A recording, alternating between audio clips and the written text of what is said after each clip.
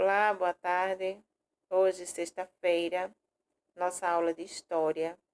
Trago para vocês o assunto Eu e os Outros. Cada um tem sua cultura. Vocês podem acompanhar no livro de vocês, na página 78. Nós, seres humanos, temos necessidades, como comer, beber ou se abrigar das condições climáticas. Sol, chuva, ventania. E nisso somos iguais aos animais. Mas, diferentemente dos animais, não vivemos todos da mesma forma, igualzinho. Por exemplo, em todo o mundo, os cães latem, enterram seus ossos e cavam buracos. Já o ser humano é muito mais diverso na sua forma de se expressar, trabalhar, ter crenças, no seu jeito de se comunicar e enxergar o mundo, e etc. Tudo isso apenas mudando de lugar para lugar. A essa forma particular de expressão humana de cada região ou povo, damos o nome de cultura.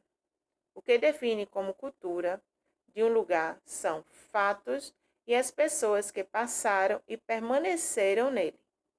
Às vezes, deparamos-nos com gente que defende a ideia de que existe cultura boa e cultura ruim, e que geralmente aponta como cultura boa aquela que está acostumada.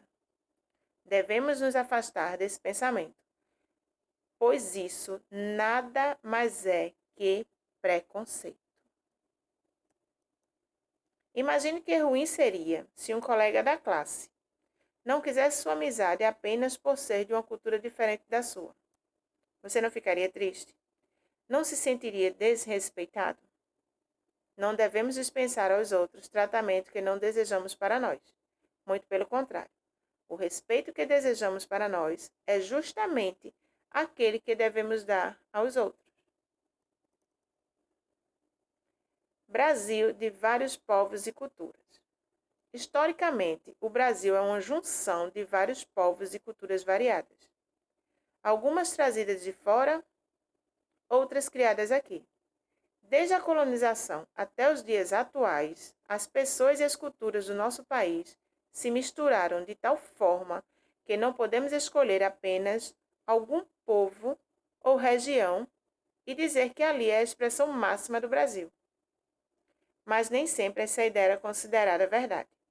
Devido ao passado ligado à escravidão em nosso país, no qual quem mandava na nação era uma pequena elite de ascendência europeia, uma pequena parte da população que tinha condições financeiras vinda da Europa, costumava-se minimizar o espaço de outros povos não europeus na construção da cultura brasileira.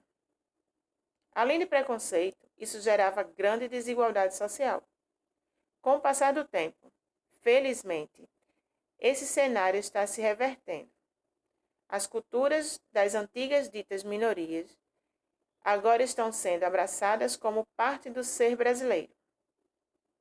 Temos progredido, mas há muito a ser feito, pois ainda hoje há quem acredite em ideias preconceituosas do passado.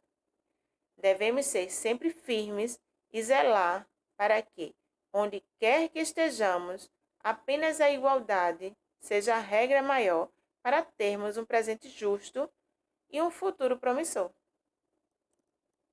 Veja algumas culturas brasileiras. Temos aí algumas imagens de algumas culturas que formaram o povo brasileiro, né, a cultura brasileira. Uma dessas culturas, vamos falar sobre ela agora, vem dos povos indígenas brasileiros. Vocês podem encontrar o assunto na página 81 do livro de vocês. O Brasil, originalmente, é dos indígenas. Antes da chegada dos portugueses ao Brasil, já existiam aproximadamente entre 4 e 5 milhões de nativos. Na prática, isso quer dizer que, antes da chegada dos portugueses no nosso território, já existiam povos em sua organização social, suas crenças e seus costumes. Quando os portugueses chegaram ao Brasil, em 1500, estabeleceram o primeiro contato com os indígenas.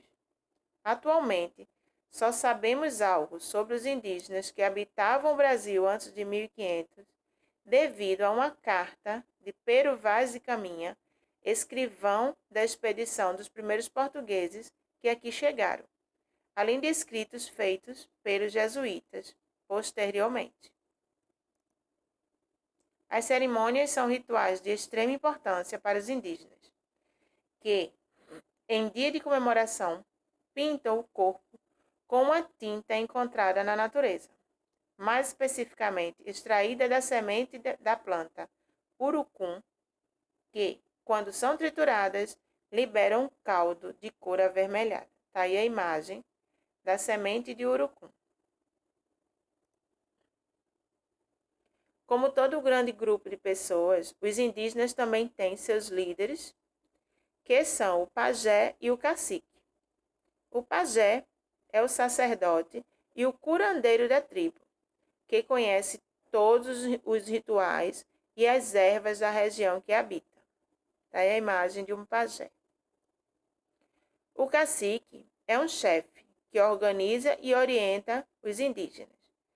Todos vivem em aldeias compostas por habitações rústicas chamadas de ocas. Várias aldeias em conjunto formam uma tribo, isso é, pertencem à mesma etnia. Então, a tribo ela é formada por pessoas que são praticamente da mesma família. Já não entra ou pessoas de outra tribo para formar aquela tribo. São sempre do mesmo ciclo familiar. Para exercitar a atividade sobre culturas, lembrando que parte da nossa cultura é formada pelos indígenas, deixo para vocês as atividades da página 80, 82, 83 e 84 do livro de História. Releiam o assunto, revejam o vídeo. Qualquer dúvida, me procurem, me perguntem. Certo? Cheiro para vocês. Estou morrendo de saudade. Bom final de semana e até a próxima aula.